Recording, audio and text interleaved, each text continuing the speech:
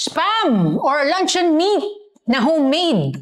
Low carb friendly, keto friendly. Gawin natin! Game! Okay, so first step, kailangan muna natin mag-gloves kasi magmamash tayo mamaya. Tapos tunawin natin tong whole egg powder sa tubig.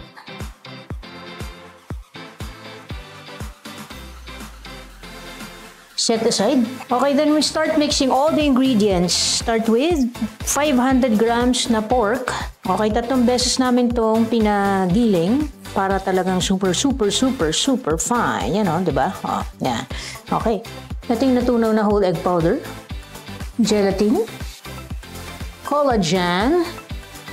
Golden monk fruit. Sea salt. Black pepper. 5 spice. Yan, mga ganyan lang kakonti ha. Medyo strong to eh. Garlic powder. Onion powder. Tak. Sap vinegar. Pure sesame oil. Pure po merong sesame oil na may halong soya bean or soya oil, whatever. Pero ito makikita nyo sa ingredients niya is sesame oil lang.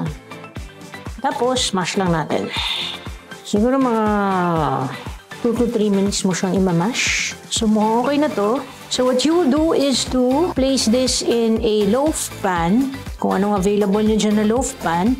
In our case, eto siya. Lagyan nyo lang na parchment paper yung ilalim para hindi siya dumikit. I-mold natin siya dun sa pan. Yan, kasya naman siya dito. Yan, shape nyo lang siya ng ganyan. Siksik nyo lang na. Yan, so pwedeng gamitin nyo is beef, pwede rin naman chicken. Yan. Tapos, let it freeze overnight. Okay, so babalik tayo tomorrow para sa next procedure natin. Tomorrow. Okay, so ito na yung na-freeze natin overnight na mixture.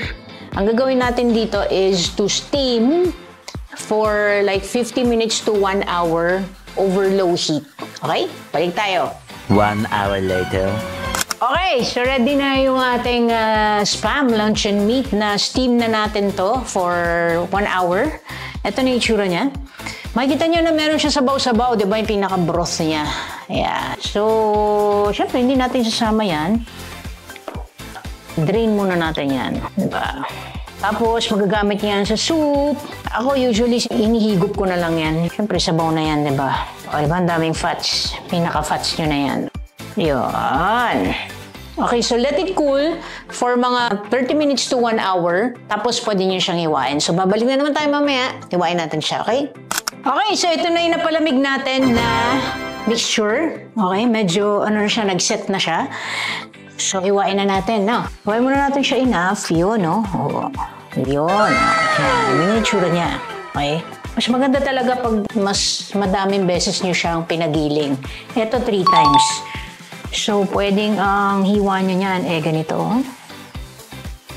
Yan. O, yan. Kasi nagbe-break. Kapalan natin. Yan. Ayan. Pwedeng ganyan. Oh. Okay. Yan. Siyempre, wala yung medyo pagka-red niya. Dahil may sa mga nabibili natin sa labas, di ba, meron ng curing ingredient yun. Yun yung nagpapared sa meat. Ito, pure. Okay. Pwede rin namang pag ganito. Ayan, yan. Hindi natin ito. Yan. Ayan. Medyo pahaba. Yan. Para medyo malalaki yung mahaba yung cut niya. Yan. Okay. So, yan. Yan na yung ating homemade spam or luncheon meat. Siyempre, tikman natin, di ba? Pwede nyo rin itong i-fry. Pero since na-steam na naman to, luto na to. Oh. Pwede nyo siya i-fry para talaga medyo may crunch siya. Pero as it is, masarap na. So, sarap talaga. Okay, so, ang pinintay nyo, gawin nyo na. Dali!